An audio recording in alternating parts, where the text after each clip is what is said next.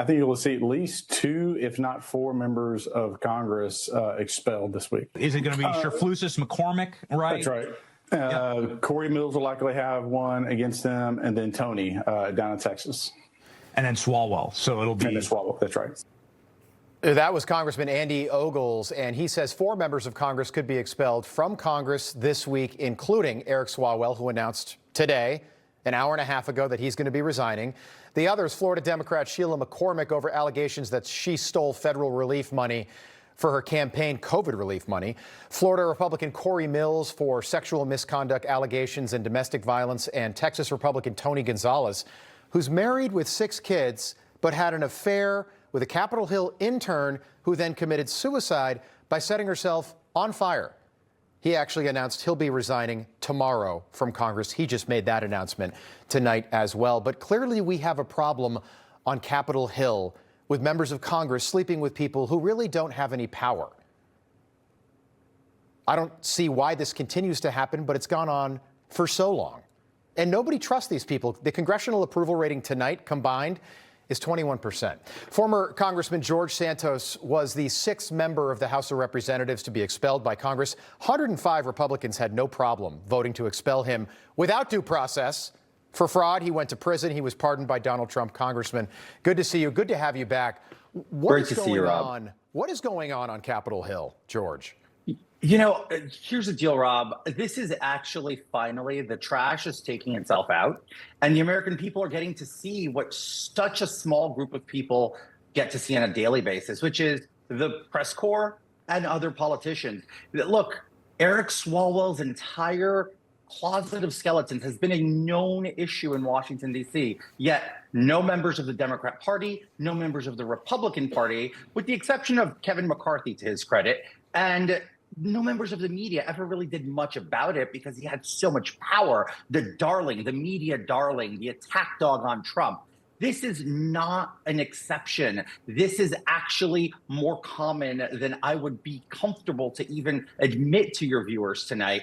I put a post out on X earlier today talking about this. While I was in Congress, there was a slew of accusations against a bunch of other people, rumors. People talked about them openly, laughed, shrugged it off, and went on about their days, because really there was never an ability to hold them accountable until what we saw over the weekend. Okay, and some of these rumors, you know, it's consensual. You know, it's 2 people, you know, some guy or gal cheating on his or her spouse.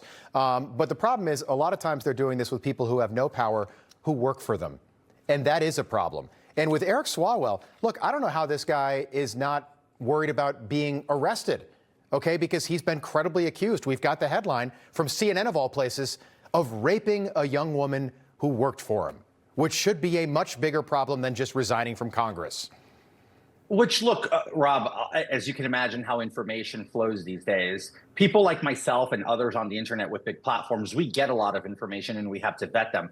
I've received in the last 48 hours, because of my tenacious approach to this subject, a lot of leads. A lot of them were quick to fizzle out to see that they were AI, doctored, and fake, and you have to be careful to protect yourself. But then a lot of them, I have an entire legal team who's reviewing everything so we can go out there. So there's a lot more to go out. And I'm talking to other people, other bigger platform people out there who are receiving the same amount of information, and we're all trying to figure out. It's a lot. This is not even close to done, Rob. Do you believe, Andy Ogles, that more members of Congress could be expelled or could resign before the week's over? He said 4. We've already got 2. It's Monday.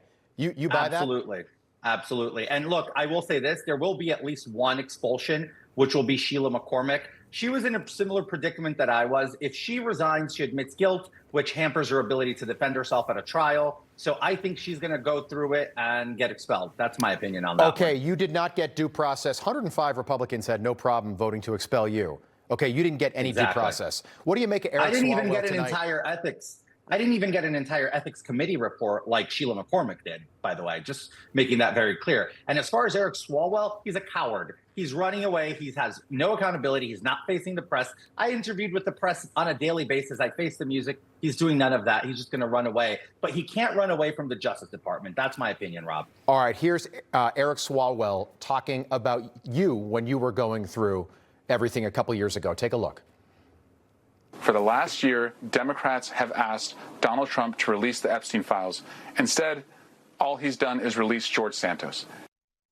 All right, George, I'm wondering what your message is for Eric Swalwell tonight first. But then secondly, I'm wondering if you can think of anything that could be a possible solution to all this, like a sexual misconduct. We've got the Capitol Hill police. What about like a sexual misconduct police on Capitol Hill that goes office to office, making sure that young staffers aren't being raped or taken advantage of by these predators in Congress? I'll start with this.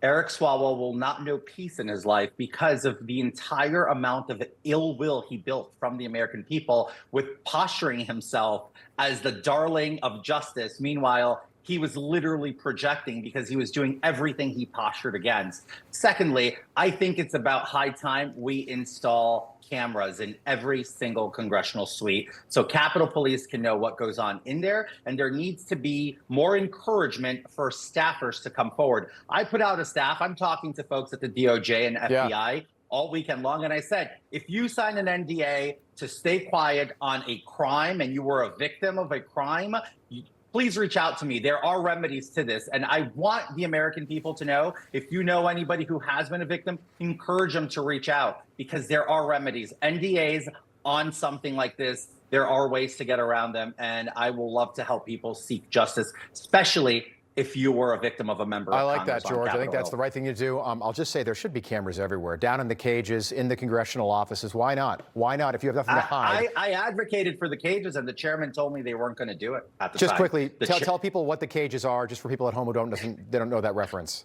The cages are the storage units in the basement of every House office building, Longworth, Cannon, and Raybird. It's where we put, stuff that we don't need in our office there. It's a storage unit, but they're, quote, dubbed the cages, and a lot of interesting things happen down there.